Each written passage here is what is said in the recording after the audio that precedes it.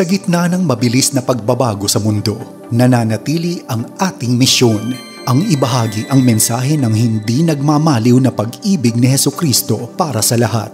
Hatid sa inyo ang pinakabagong kaganapan sa gawain ng Far East Broadcasting Company Philippines. Tampok din ang mga kwento ng totoong buhay na binago ng Diyos. Narito si Dan Andrew Cura sa The President's Report.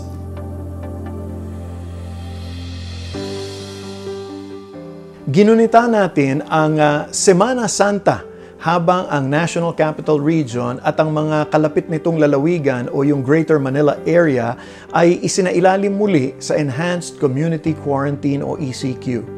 Sa nakaraang mga araw, ang mga kaso ng COVID ay naitala bawat araw na lumampas na sa 9,000. Kahit na sinimulan na natin ang mga pagbabakuna ng frontliners at ilang mga opisyal ng gobyerno, ang mga balitang ito ay nakapagdudulot pa rin sa atin ng panibagong pangamba. Lalo na ngayong marami na sa atin ay may mga kalapit na kaibigan o mahal sa buhay na naapektuhan na rin ng sakit na ito. Ngunit tulad ng mensahe na ipinahayag natin sa simula pa lang, ang Diyos ay tapat at sa Kanya nagmumula ang ating pag-asa. Kaya ngayon, inaanyayahan kitang makinig sa salita ng Diyos at dalhin natin ang ating mga alalahanin sa panalangin. Ako po ang inyong kaibigan, si Dan Andrew, at samahan po ninyo ako sa ating episode na The President's Report. Noong nakaraang taon ay isinailalim ang buong bansa sa State of Public Health Emergency at State of Calamity dahil sa COVID-19. Idineklara ng Pangulong Rodrigo Duterte ang ika-4 na linggo ng Marso 2020 bilang Pambansang Linggo ng Panalangin. Layo nitong hikayatin ang mga Pilipino na sama-samang manalangin laban sa banta ng COVID-19. Bilang pakikiisa, inimbitahan ng FEBC ang mga kaagapay nating pastor at mga simbahan na maging kabahagi ng ating makabayang panalangin. At ito'y upang pangunahan ang ilang minuto ng panalangin sa bawat oras ng ating broadcast. Dahil ang COVID-19 ay patuloy pa rin nakakaapekto sa ating buhay, mahalaga na muli nating gawin ang sama-samang pananalangin bilang tugon sa malawakang krisis tulad nito.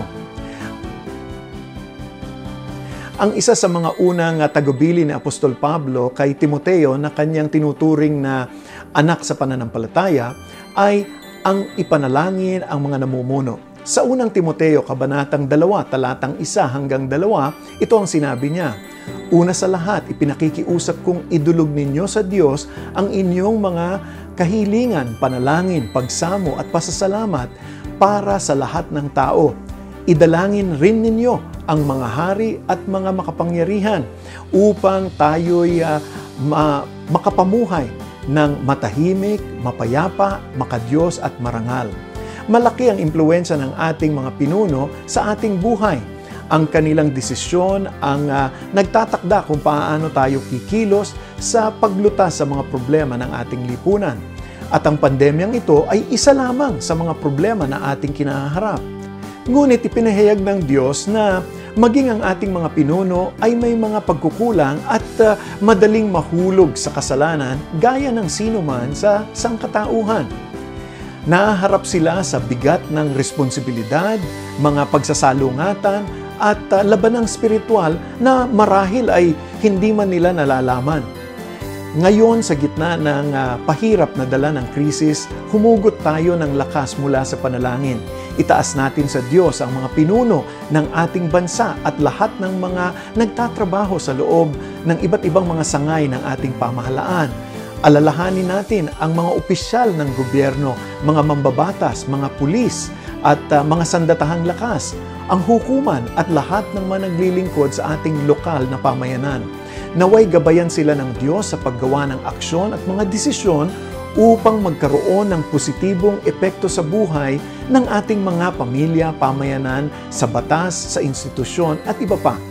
Idalangin din natin ang mga pinuno ng iba't ibang mga organisasyon, institusyon at mga negosyo sa bansa. Naway maging magandang halimbawa sila ng integridad para sa kanilang mga kamanggagawa. at mabatid nila kung paanong nakakaapekto ang kanilang mga produkto at serbisyo sa lipunan. Naway maging masigasig sila hindi lamang sa kanilang mga kikitain, ngunit upang matulungang maingatan ang kabuhayan ng mga tao sa kanilang pamayanan. Huwag din nating kalimutang ipanalangin ang ating mga pastor at ang mga namumuna sa ating simbahan.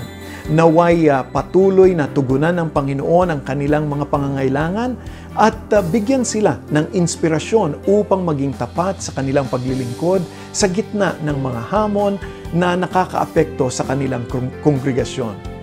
Sa kabuuan, dalangin ko na tayong lahat ay pagbuklurin ng pag-ibig sa Diyos para sa ating mga kapwa. Salamat na lamang sa Panginoon na narito tayo sa isang bansa kung saan abay malaya tayong pwedeng manalangin para sa ating mga pinuno. Sa pamamagitan nito, napapakumbaba ang ating mga puso at patuloy na nagpapasakop tayo sa kalooban ng Diyos. Sino man ang namumuno sa ating lipunan, ang mahalaga ay patuloy tayong naglilingkod sa Diyos na walang kamalian at siyang nakababatid kung ano ang mabuti para sa lahat. Nais mo rin bang ipanalangin ang ating mga pinuno? Abay, mag-iwan ka ng komento o mensahe sa FEBC Radio Facebook page para sa iyong mga prayer request at nais rin namin kayong samahan sa panalangin. Maraming salamat po sa inyong pakikinig. Ako po ang inyong kaibigan, si Dan Andrew, at ito po ang The President's Report. Hanggang sa muli, lagi po kayong mag-iingat at manatiling ligtas at pagpalain po kayo ng ating Panginoon. Inyong napakinggan ang The President's Report. Para sa karagdagang impormasyon ukol sa Far East Broadcasting Company Philippines o maging kaagapay sa panalangin at iba pang mga paraan, bisitahin ang FEBC website, febc.ph at hanapin ang FEBC Radio sa Facebook.